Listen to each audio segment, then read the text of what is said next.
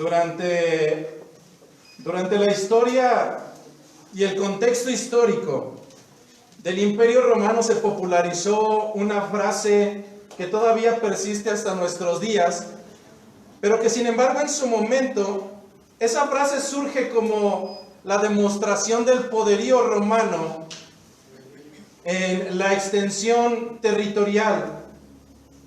Y esa frase que surgió en aquellos tiempos y que hoy persiste hasta nuestros días: todos los caminos nos llevan a Roma, ha perdido el contexto original y hasta el día de hoy se sigue utilizando, pero ya no para dar la gloria terrenal a una nación que tenía bajo sumisión a otros más.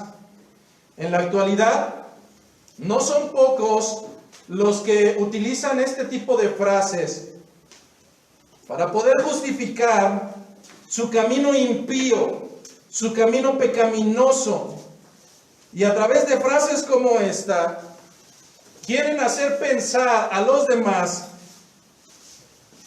que cualquier medio es válido para llevar a los hombres delante de la presencia de Dios. Es por ello que en esta mañana el objetivo principal a la luz de las Escrituras será tratar de demostrar que filosofías como estas no pueden ratificar en ningún sentido el mantener una relación íntima con Dios, y mucho menos pueden ser el símil de cómo es que un hombre puede ir y caminar a salvación.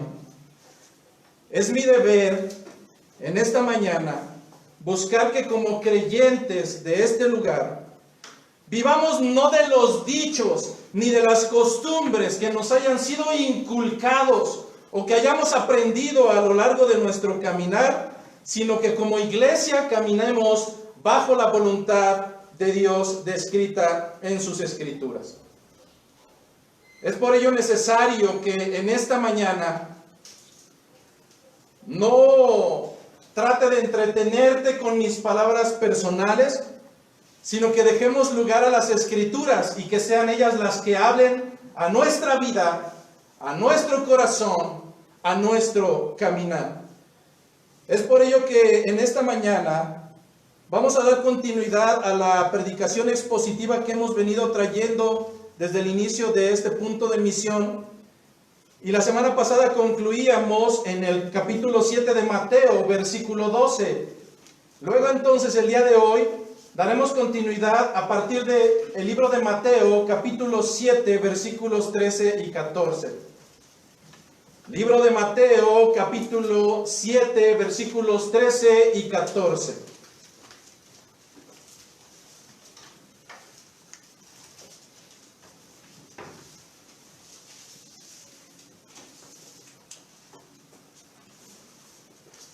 Dicen las Escrituras en esta mañana, en el nombre del Padre, del Hijo y en la comunión de su Espíritu Santo: entrad por la puerta estrecha, porque ancha es la puerta y espacioso el camino que lleva a la perdición, y muchos son los que entran por ella. Porque estrecha es la puerta y angosto el camino que lleva a la vida, y pocos son los que la hallan. Esta es palabra de nuestro Señor. Así es que lo primero que quiero que notes en esta mañana es que las Escrituras nos están hablando única y exclusivamente de dos puertas. No tres, no cuatro. Y es cuando damos cuenta que no todos los caminos nos llevan a Dios. Probablemente todos los caminos nos lleven a Roma, pero no todos los caminos nos llevan a Dios. Las Escrituras en esta mañana nos están dando cuenta de que solamente existen dos puertas para que nosotros podamos entrar. La primera de ellas se describe como una puerta estrecha, y esta puerta estrecha, después de haber entrado en ella, el camino es angosto. Pero además de que el camino es angosto, son pocos los que la hallan. La La pregunta importante es, ¿y a dónde nos lleva esa puerta? Las Escrituras nos dicen que esta puerta nos llevará a la vida. Pero por otro lado tenemos una puerta que es sumamente amplia y se le denomina como la puerta ancha. ¿Qué características tiene esta puerta? La puerta, después de haber accesado por ella, nos lleva por un espacioso camino. Además, son muchos los que entran por ella. Sin embargo, el camino de esta segunda puerta y el destino es la perdición. A primera vista, la diferencia para nosotros como creyentes parece más que obvia. Sin embargo, lo mismo pensaban los seguidores de Cristo en aquel momento.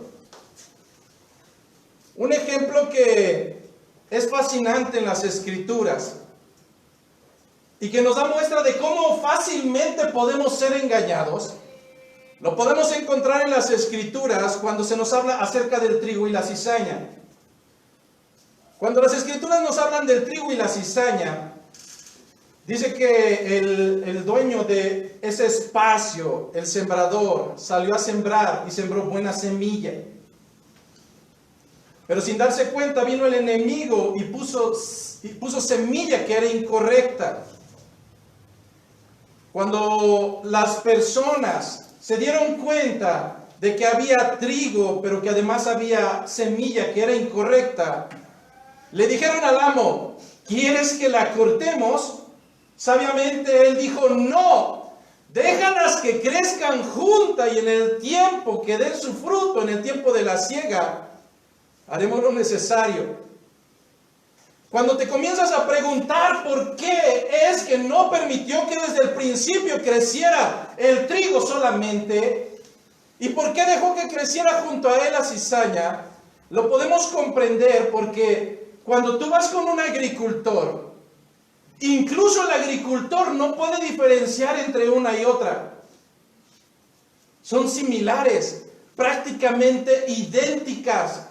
Y es probable que si el amo diera la señal de que esos hombres cortaran solamente la hierba que es incorrecta, en ese proceso hay altas probabilidades de que también la semilla buena, la planta correcta, sea cortada por no tener distinción entre una y otra.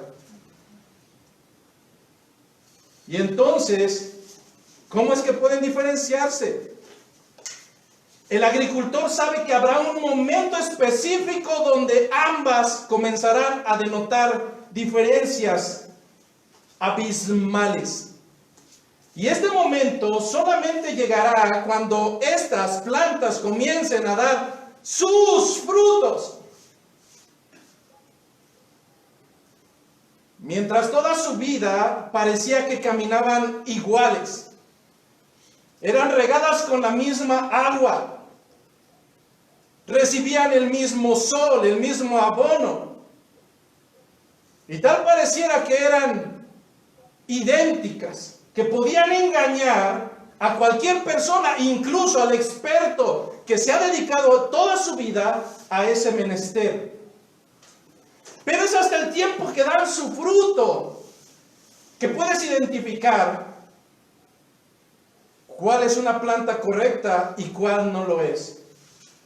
A diferencia del trigo, el cual su fruto es rico, es nutritivo, es correcto para la vida de un ser humano.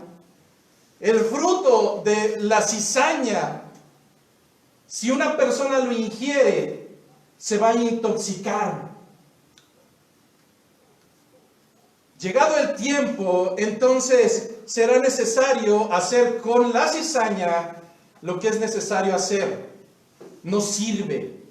Pero mientras tanto, y el punto central al que quiero que lleguemos es que fácilmente cualquier persona puede ser engañada de la misma manera que con el trigo y la cizaña. De la misma manera nosotros podemos seguir caminando y pensar que estamos en la puerta correcta cuando en realidad venimos caminando en una puerta que es espaciosa. Lamentablemente, así como el agricultor es engañado por la apariencia de la cizaña, seguramente en el caminar de un creyente pensará que se encuentra caminando por la puerta correcta, pero nunca lo fue así. La engañosa apariencia de la puerta, entonces, puede presentar ante nosotros un camino que Jesucristo no solamente hizo la distinción entre los suyos, entre ambas, sino que después de haber hecho la distinción entre la puerta angosta y la puerta amplia, dio una ordenanza que no era susceptible a debatirla y les ordenó tajantemente entrar por la puerta angosta. Sencillamente porque esta es la puerta correcta, y créeme que como padres buscaremos siempre lo mejor para nuestros hijos. Lo veíamos 2 semanas atrás. De la misma manera, Jesucristo está dejando claridad en los suyos bajo el contexto romano de que hay una puerta que parece agradable, pero que no es la que te llevará a la vida eterna. Así es que el día de hoy, bajo un contexto diferente, comenzaremos a tratar de describir, buscando responder diferentes preguntas que nos darán cierta claridad acerca del concepto del cual estaba hablando Jesucristo. Quiero que comprendas que aun cuando somos dos contextos históricos diferentes, las escrituras son atemporales. Y muy probablemente el consejo de una persona puede ser ilógico 5 minutos después. Pero después de más de 2000 años, las escrituras siguen siendo vigentes, porque hay una característica que no ha cambiado en la vida de los seres humanos, y es a saber de su vida pecaminosa.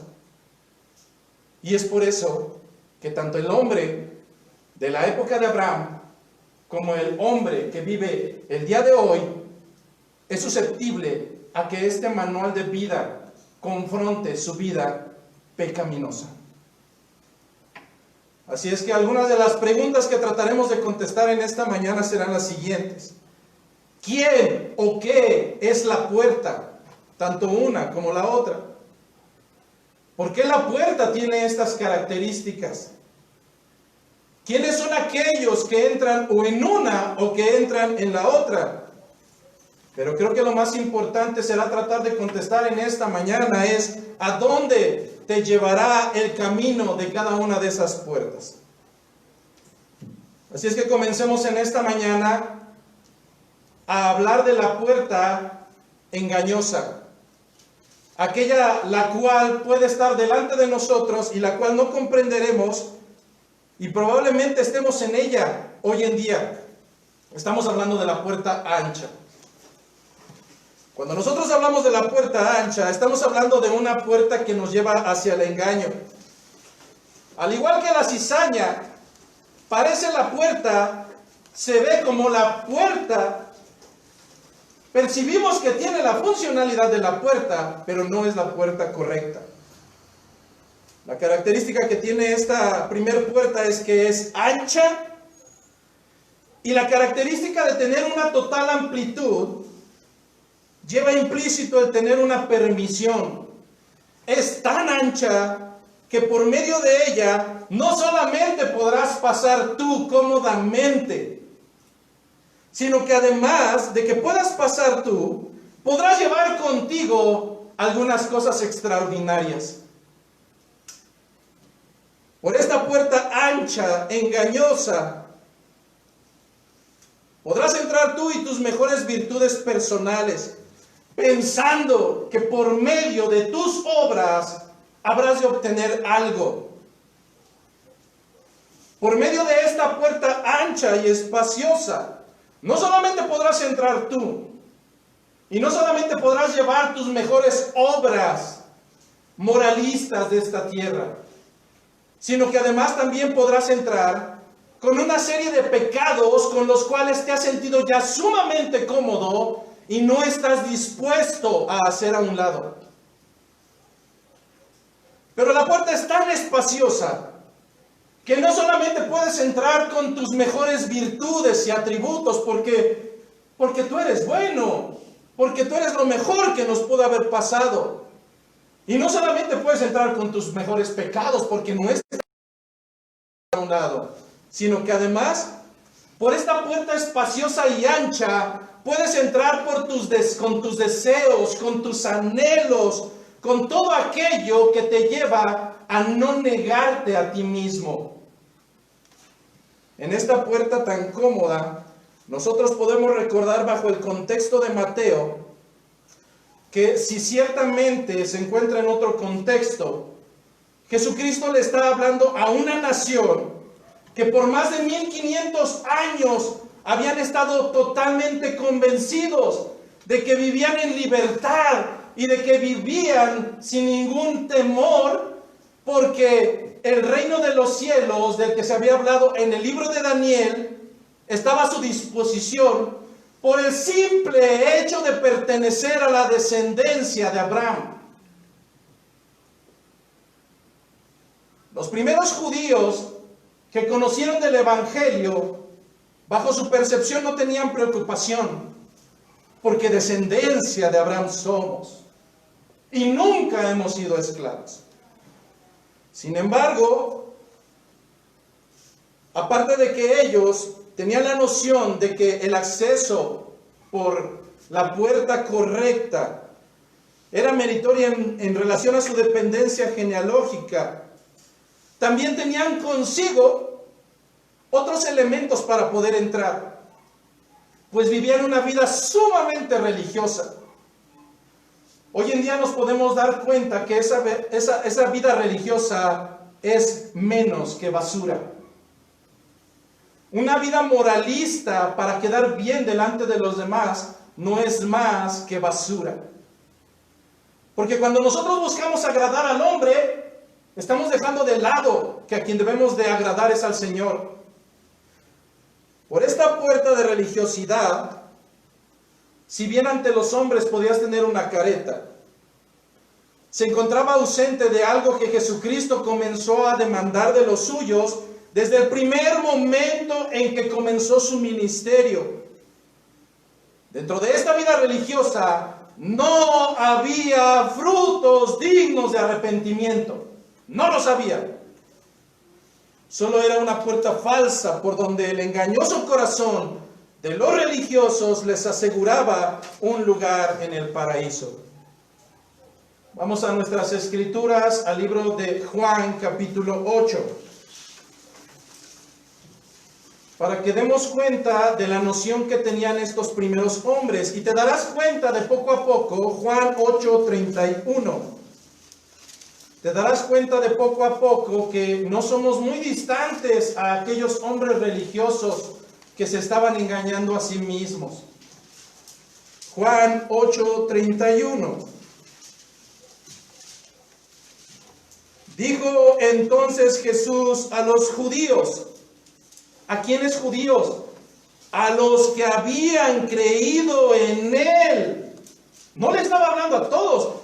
Dijo entonces Jesús a los judíos que habían creído en Él: si vosotros permaneciereis en mi palabra, seréis verdaderamente mis discípulos, y conoceréis la verdad, y la verdad os hará libres. 33.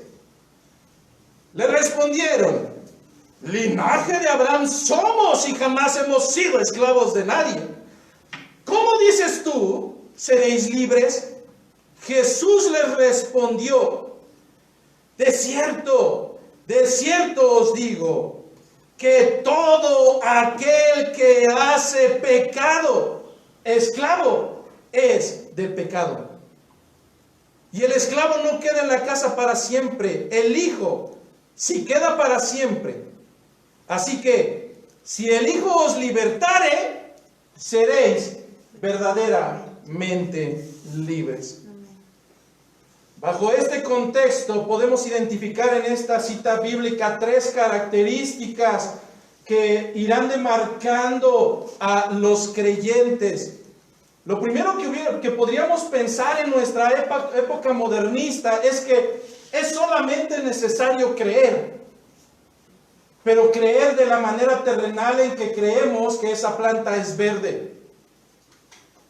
De la manera terrenal en la que creo que los gobiernos son malos, pero el tipo de fe que está reclamando Jesucristo para los suyos difiere de estos pensamientos terrenales. La primera característica que Jesucristo nos deja ver en este texto bíblico es que les está hablando a los hombres que habían creído en Jesucristo. Pero ahí no termina. Hay una segunda característica que a lo largo de todas las Escrituras determinará el camino correcto y tiene que ver con la permanencia. Jesús le dijo a los judíos que habían creído en Él: si vosotros permaneciereis en mi palabra.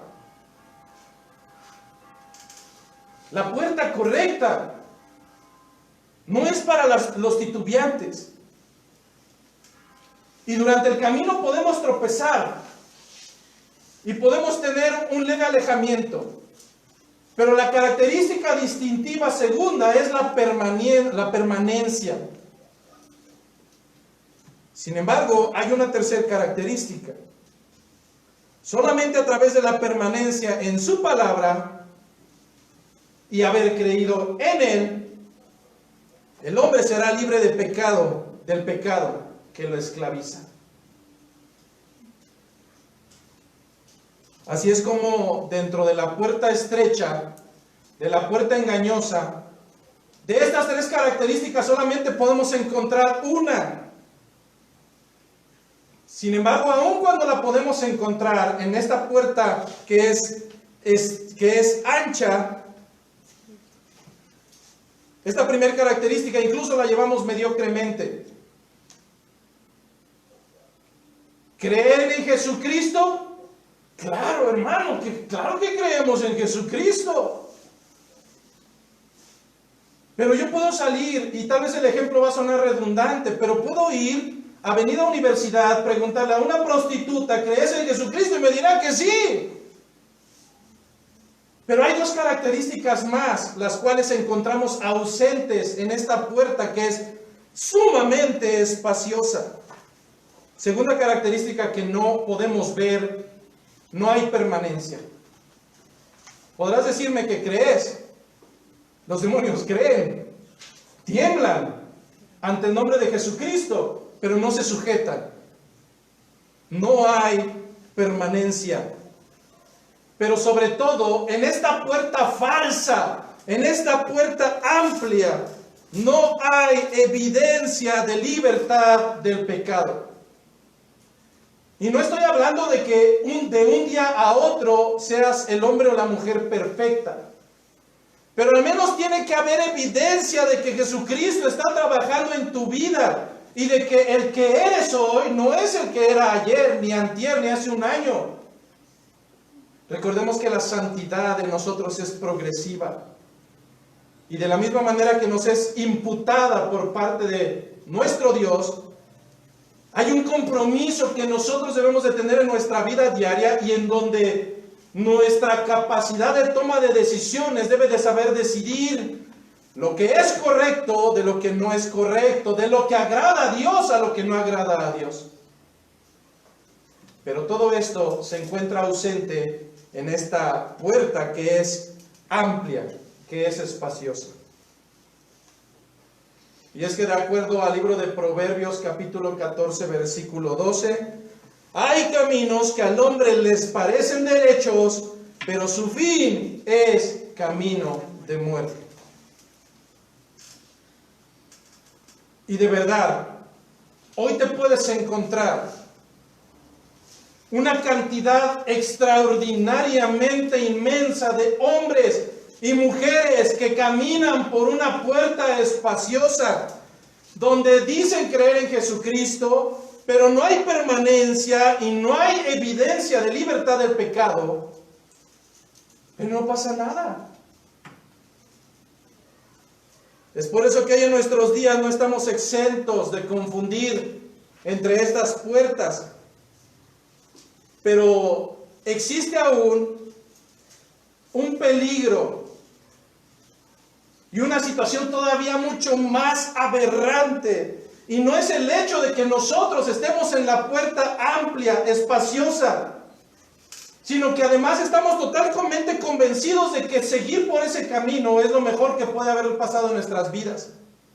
Creo en Dios, me va a libertar, el Señor va a transformar mi vida, pero yo no estoy dispuesto a hacer absolutamente nada. Ese no es el peligro. El peligro es que tratas de convencer a los demás de que ese es el camino correcto. Y dentro de ese caminar, muchos creerán que en verdad ese es el camino correcto. Si para el tiempo de los judíos la idea de que la salvación venía por consanguinidad se traducía en la puerta ancha, si viviera en una religiosidad exterior mientras su corazón era una porquería, era la puerta ancha, nosotros lo vemos claramente expreso durante el siglo XX. Escucha bien, durante el siglo XX. No durante el tiempo de Jesucristo ni durante el tiempo de la Reforma. En el siglo XX, a través de algunos evangelistas, como Billy Graham y de algunas organizaciones como el Campus Crusade for Christ, se ha extendido una práctica modernista que muchos de nosotros la hemos escuchado en alguna ocasión y que la conocemos como la oración del pecador o la práctica de aceptar a Cristo en mi corazón, que ha venido a ser la puerta amplia, espaciosa, por donde los hombres pueden caminar, sí creyendo en Jesucristo, pero sin la intención de caminar en permanencia, ni en sujeción, ni muriendo a su vida pecaminosa. Encontramos nosotros en esta práctica aberrante del último siglo, una práctica moderna que nunca vas a encontrar un fundamento bíblico. Muchos de ellos han tratado de justificar bajo una cita bíblica que si confesares con tu boca que Jesucristo es el Señor, Pero entendamos, hermanos, que los contextos son totalmente diferentes. Si en el tiempo de Jesucristo, bajo un imperio romano totalitario, en el cual el nombre del César debía ser expuesto como tu rey, como tu señor, cualquiera que se atreviese a decir que el César no era su rey, que no era su señor, y que por el contrario cualquier otra cosa o persona era tu rey o tu señor, te tenía asegurado una alta probabilidad de que te degollaran, de que te mataran, de que te encarcelaran o te echaran a los leones. Confesar al Señor Jesucristo como tu Señor en los tiempos romanos debía de venir cargado de una total convicción, e incluso a expensas de perder tu vida. Hoy los creyentes mediocres, modernos, queremos decir, no, es que yo ya acepté al Señor en mi corazón. ¿Dónde se encuentra eso? Yo no veo a ningún apóstol, yo no veo a Jesucristo enseñando, deja que entre en tu corazón. Las enseñanzas de Jesucristo son tajantes. Arrepentidos porque el reino de los cielos ha llegado.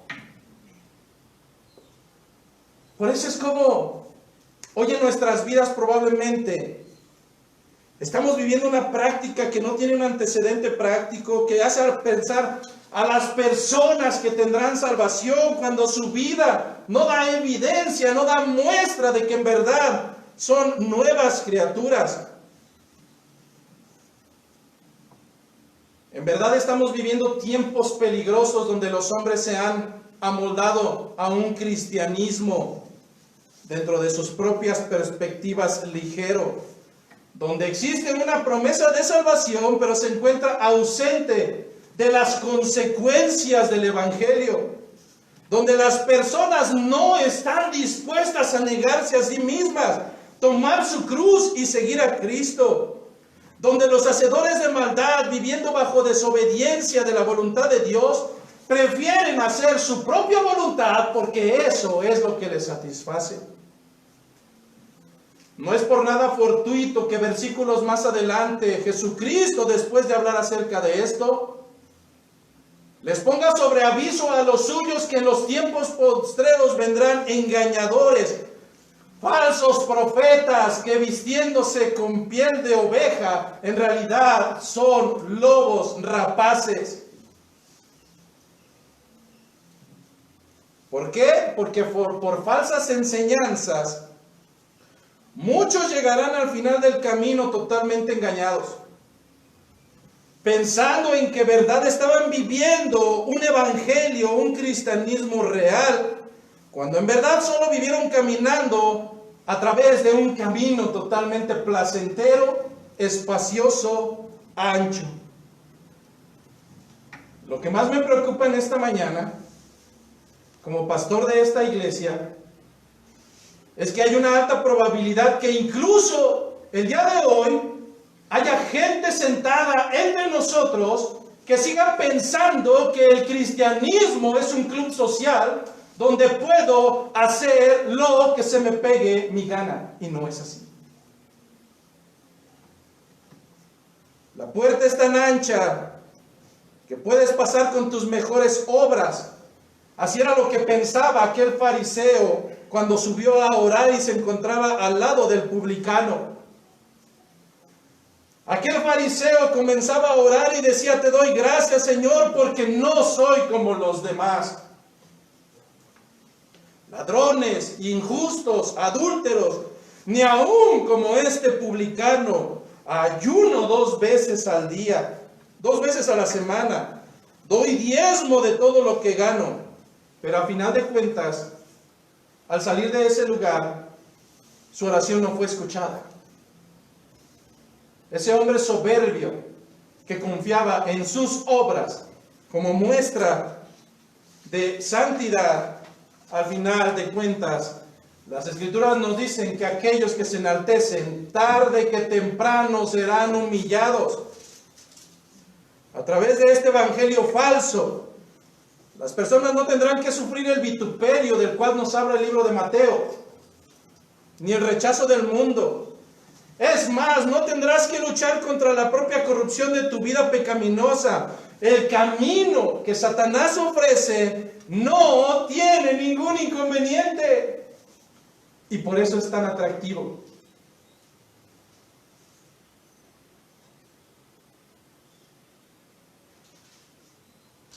Lo preocupante de esto, hermanos, es que muchos de nosotros probablemente hoy estamos viviendo bajo un falso evangelio. Y tal vez justificándonos: es que no pasa nada, hombre, pues qué tanto es tantito, pues si ustedes son bien religiosos y son muy exagerados. La vida de un creyente solamente tiene 2 posturas. O eres caliente o eres frío, o eres o no eres, porque a los intermedios el Señor los vomita, son desagradables. Luego entonces, así como es sencillo poder pararme el día de hoy y decir: ¿alguien quiere aceptar a Jesucristo en su corazón? Y quiero que recuerdes, muchos venimos de esa falsa enseñanza. Y como yo te traje por primera vez, estoy: ándale, pásale, pásale. Ay, y ya pasamos a fuerza que de gana.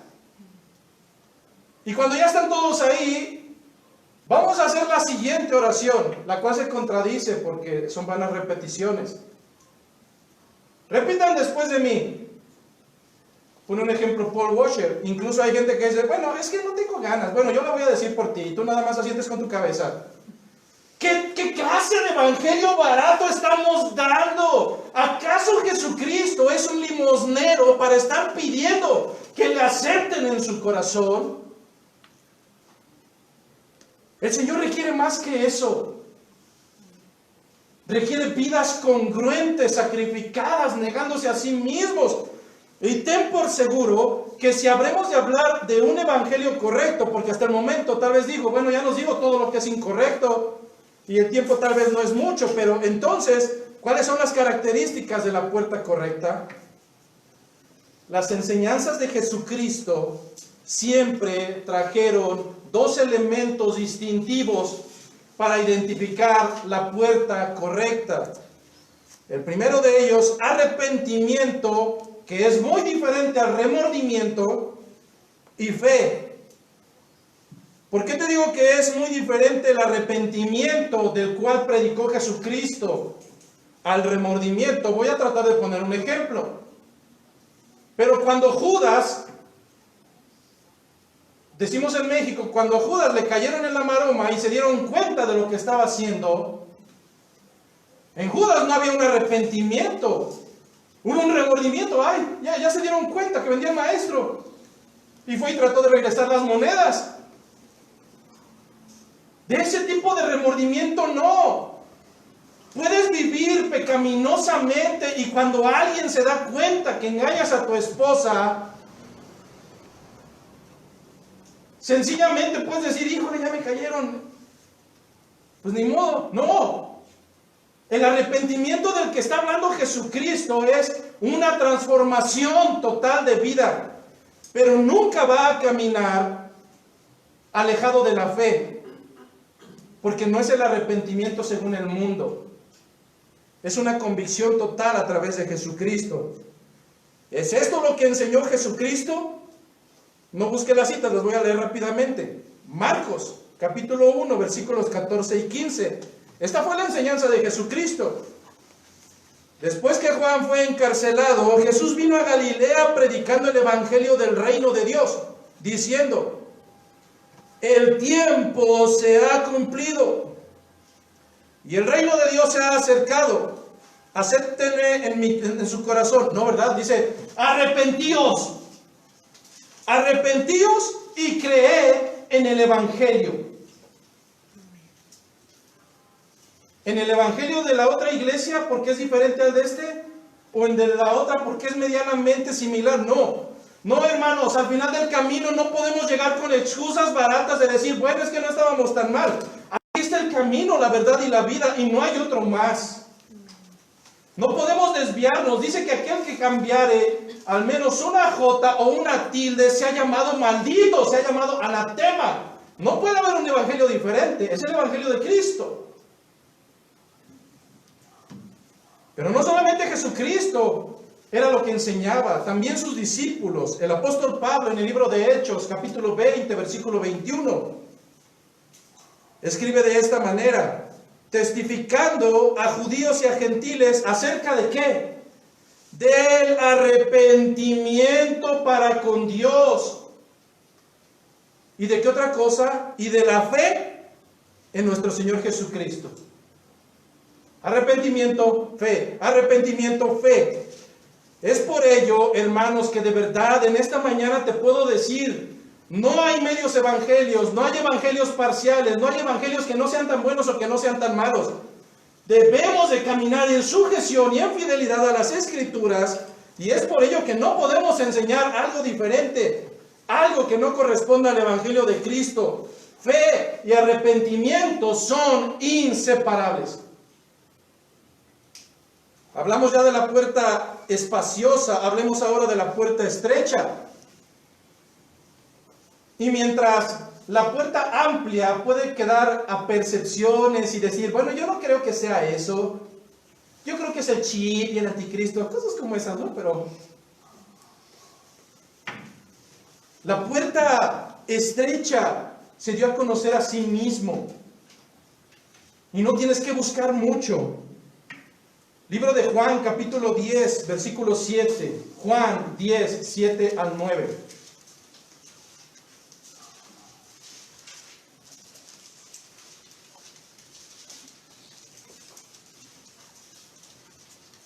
Volvió pues Jesús a decirles: de cierto os digo, yo soy la puerta de las ovejas. Todos los que antes de mí vinieron, ladrones son y salteadores, pero no los oyeron las ovejas. Por si no te quedaba claro, yo soy la puerta. El que por mí entrare será salvo, y entrará y saldrá y hallará pastos. Lo más preocupante en este sentido de esta cita bíblica es que Jesucristo está dejando claridad que hay una sola puerta, y no es como yo crea, no es como yo piense, no es como yo considere. Porque si en el Evangelio comienzo a introducir tonterías y cosas fuera de lugar, entonces seré parte de aquellos que vienen como ladrones y como salteadores. Cualquiera que se encuentre fuera del Evangelio de Jesucristo por la razón o el motivo que crea, no es la puerta. Jesucristo lo cataloga como un ladrón, como un salteador. A diferencia de la puerta anterior, la puerta estrecha, esta puerta estrecha, solamente te permitirá pasar a ti. Es tan angosta, es tan reducida, que no podrás, que apenas si podrás entrar. Y por tanto, al solamente poder pasar tú, tus méritos baratos, aquellos que las Escrituras dicen que son como trapos de inmundicia, aún los mejores, esos tendrán que quedarse afuera. Efesios capítulo 2 versículos 8 y 9. Efesios capítulo 2 versículos 8 y 9. ¿Qué es lo que nos dice las Escrituras acerca de estos grandes méritos y estas obras que a veces exponemos ante los demás? Pues las Escrituras nos dicen: porque por gracia, por regalo, sois salvos por medio de la fe. Y esto no de vosotros, pues es don de Dios, no por obras, para que nadie de ustedes se gloríe. La puerta es tan ancha, hermanos. La puerta es tan estrecha que no solamente tendrás que pasar solamente tú, tus pecados tendrán que estar excluidos. No puedes vivir una vida en Cristo pensando en que puedes seguir de la misma manera. Segunda a los Corintios, capítulo 5, versículo 16. Segunda a los Corintios, capítulo 5, versículo 16. Sabes que en muchos trabajos, antes de leerlo, segunda a los Corintios 5, 16, en muchos trabajos dicen: oye, ¿verdad que tú eres cristiano? Sí. Oye, pero hay otra señora que también dice que es cristiana, pero pues ella sí se va con nosotros hasta ponerse hasta atrás y dice malas palabras. ¿Qué no les permiten en su cristianismo esto? Bueno, es que habrá una puerta verdadera y habrá otra puerta que es ancha y espaciosa. Pero ¿qué es lo que me dice en relación a esto las Escrituras? ¿Cómo los puedes identificar? De manera que nosotros de aquí en adelante a nadie conocemos según la carne, según el pecado. Y aun si a Cristo conocimos según la carne, ya no le conocemos así. 17. De modo que si alguno está en Cristo, nueva criatura es, las cosas viejas pasaron, he aquí todas son hechas nuevas.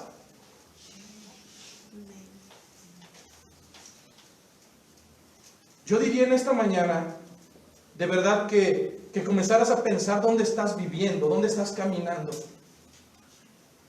¿No será acaso que estás caminando por una puerta amplia, espaciosa, donde estás tan cómodo o cómoda con tus faltas que prefieres seguir ahí? Pero además hay una tercera característica de esta puerta, que es angosta. La puerta es tan estrecha que solo puedes pasar tú. Tus sueños, tus anhelos, tus deseos personales tendrán que ser destrozados. Esto es lo que nos dice Gálatas capítulo 2, versículo 20. Voy a ir un poco más rápido, si quieren anotar las citas. ¿Qué nos dice Gálatas 2:20? Con Cristo estoy juntamente crucificado, y ya no vivo yo, mas vive Cristo en mí. Hermano, pero esa es una cita aislada. Bueno, Mateo capítulo 16, versículo 24. Mateo 16, 24. Entonces Jesús dijo a sus discípulos: si alguno quiere venir en pos de mí, si alguno quiere cruzar esta puerta estrecha, angosta, entonces niéguese a sí mismo y tome su cruz y sígame. Si hasta el día de hoy no has comprendido que el Evangelio de Jesucristo,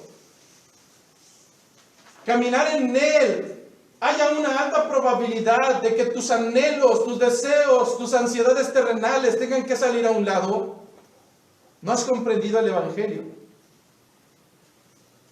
No lo has comprendido. Para que el hombre pueda pasar a través de esta puerta estrecha, deberá de estar convencido, deberá de estar totalmente persuadido de al menos 3 cosas. Y con esto vamos a ir prácticamente casi finalizando. El hombre que quiere pasar por esta puerta angosta tendrá que estar totalmente persuadido de que en este momento, en un momento previo, está fuera del reino. El hombre que pretenda pasar por esa puerta angosta debe de estar totalmente convencido de que está fuera del reino. Ni sus méritos, ni sus hábitos, ni su religiosidad le darán puntaje, porque las Escrituras nos dicen en el libro de Romanos, y se los dejo de tarea el capítulo 3. Lo primero que nos dice el libro de Romanos capítulo 3 es que en el versículo 9, todos, absolutamente todos estamos bajo pecado. Pero además nos dice ese mismo capítulo en el versículo 23 que por cuanto todos pecamos, estamos destituidos de la gloria de Dios. Y cuando todo parece perdido, en ese mismo capítulo, en el versículo 24, nos dice que sin embargo,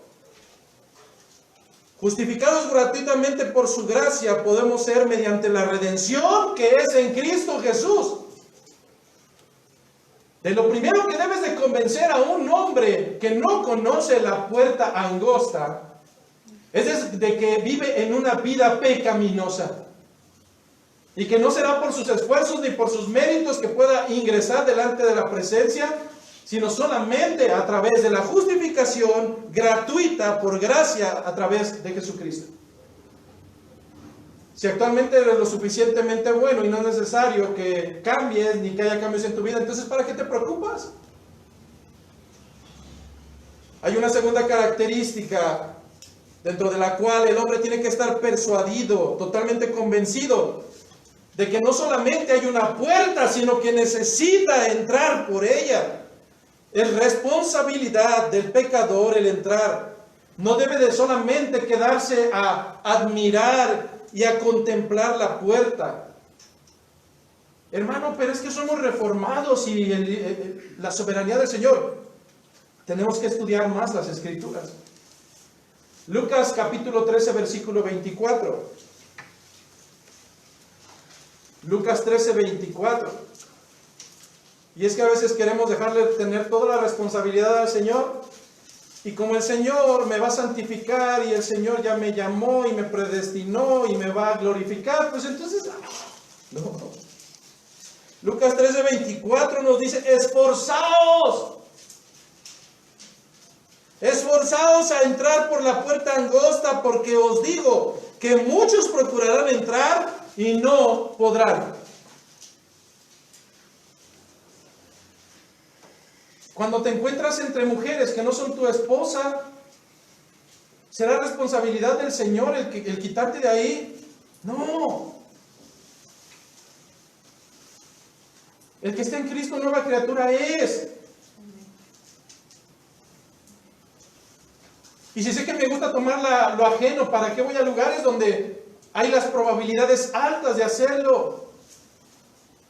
Y si soy alcohólico, ¿por qué sigo predicando en las cantinas? Es necesario a veces poner tierra de por medio. El hombre que pretenda entrar por la puerta angosta, además deberá de estar persuadido de que posee una responsabilidad de responder al Evangelio.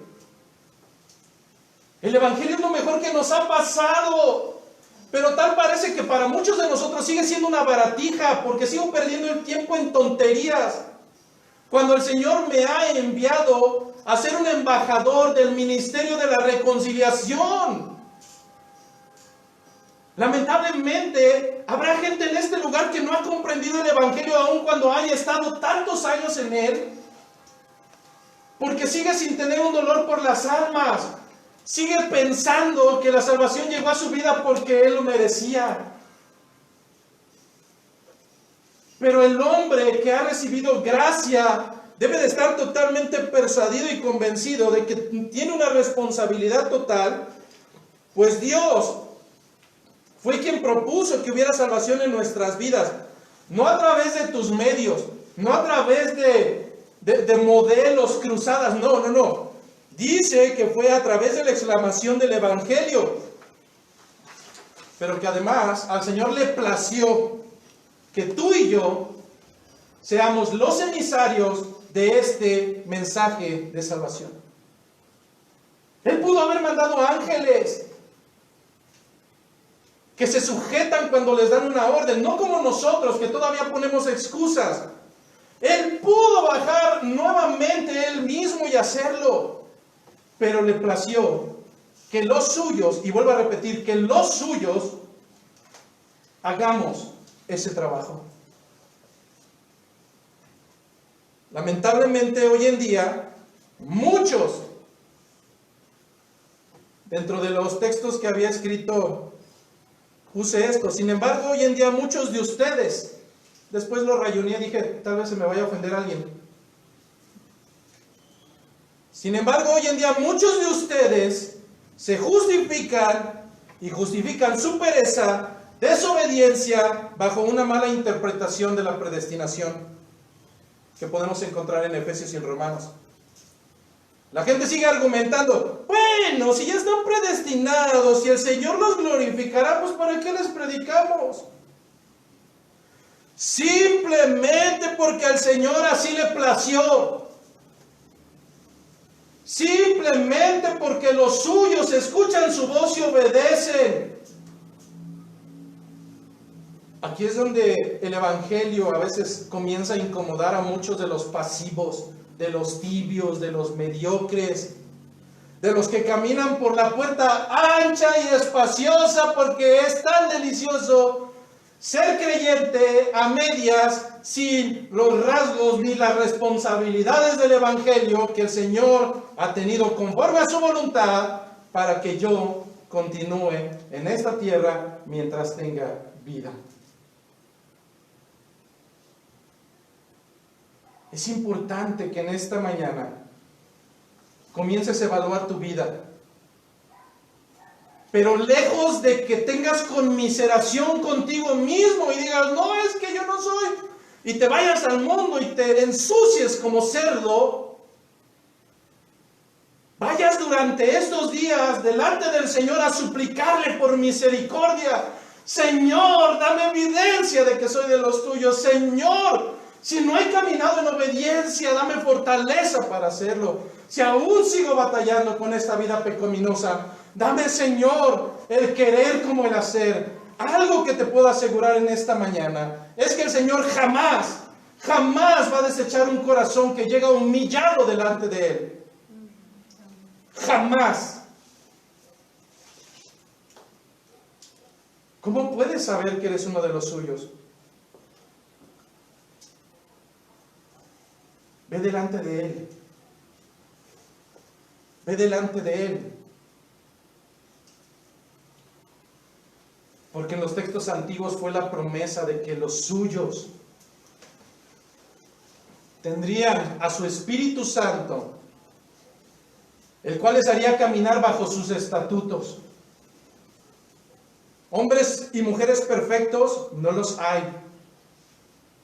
Habemos hombres pecadores y miserables que por gracia y por su misericordia hoy caminamos y lo hacemos por fe. Sin embargo, es necesario que antes de que el día de hoy salgamos comprendamos que no es a través de un evangelio erróneo, es a través del evangelio de Jesucristo. El evangelio nos recuerda que es necesario poner nuestra fe en Cristo y proceder a un arrepentimiento genuino. Y quiero finalizar con esto, pues faltaba todavía un poco más. Pero yo no sé si te has preguntado en alguna ocasión, porque el día y la hora nadie lo sabe. Hay muchos geniecillos que andan sumando semanas y que ya vamos en las 70 y réstale 4 y piensa un número y multiplícalo por 2. Y el Señor ya viene, y el Señor ya viene porque ya hicimos nuestras cuentas. Bueno, las Escrituras dicen que ni aun los ángeles que están en los cielos lo saben. Y que su venida será como ladrón en la noche. Tú no lo esperas. Pero quiero terminar con esto. Si el día de hoy, ponle tu nombre, Paloma, Alicia, Eréndira, Andrés, ponle tu nombre en esta mañana. Si al Señor le placiera venir el día de hoy, ¿qué te encontraría haciendo? Hoy es el día del Señor. Si el Señor regresara por su iglesia, ¿qué los encontraría haciendo? En el libro de Mateo capítulo 25, no lo busques, pero el libro de Mateo capítulo 25 nos habla de 10 vírgenes que en su tiempo tenían una sujeción total al esposo. Esas 10 vírgenes, dice que había 5 que eran sensatas y 5 que no lo eran. Las sensatas, en aquel tiempo no había energía eléctrica. Tenían que estar en medio de la oscuridad. No sé si alguna vez has ido a algún rancho donde a kilómetros y kilómetros no hay energía eléctrica, no se ve nada. Necesitas tener algo con que alumbrar. Bueno, pues ellas necesitaban salir al encuentro de su Señor. 5 de ellas tenían el aceite suficiente y habían comprado lo necesario para poder recibirle. Pero 5 de ellas no lo hicieron. Eran insensatas. Mañana. Al fin que ni llega. Bueno, dicen las Escrituras que el hombre, el esposo, tardó en llegar y todas, las 10, se durmieron. Y empezaron a escuchar voces que decían, el esposo viene, y se pararon todas. Pero las insensatas se dieron cuenta que habían perdido y malgastado su tiempo en cualquier otra cosa, menos en estar listas para ese grande encuentro. Y por si fuera poco, su descuido, todavía trataron de convencer a las otras que dieran de su aceite. A lo cual las mujeres sensatas dijeron, mejor vayan y compren. Porque si no después quedaremos incompletas todas. Pues mientras estas mujeres insensatas, perdedoras de tiempo, fueron a comprar, vino el esposo y las que estaban preparadas entraron por la puerta a las bodas y se cerró la puerta. Los insensatos. Quisiera imaginar a los insensatos de hoy en día tocando esa puerta, llorando. Señor, Señor, ábrenos. Mas él responderá y dirá, de cierto os digo que no os conozco. Por eso la invitación a la luz de las Escrituras, en esta cita que acabamos de parafrasear, de Mateo 25, en el versículo 13 concluye de esta manera. Velad, pues, porque no sabéis el día ni la hora en que el Hijo del Hombre ha de venir. Si hay una invitación en esta mañana es que vayas y supliques con el Señor. Que vayas y supliques por misericordia. Él ha dispuesto un sacrificio perfecto para cubrir no solamente un pecado, sino multitud de pecados. Pero vendrán consecuencias. Vendrán las marcas inescrutables de seguir al Maestro. Tendrás que dejar a un lado de poco a poco tus pecados, aún los que más te fascinan. Tendrás que dejar de lado tus mediocres obras mediante las cuales piensas ser mejor que los demás en esta tierra. Y tendrás que dejar de lado muy probablemente tus sueños, tus anhelos. Te puedo decir que hace 5 años yo no pensaba estar exponiendo para una iglesia de esta manera. Tal vez estaría pensando estar en Reino Aventura o en algún lugar donde mi familia se divirtiera. Pero es necesario que comprendamos que aún nuestros sueños tendrán que ser desquebrajados para poder seguir al Maestro.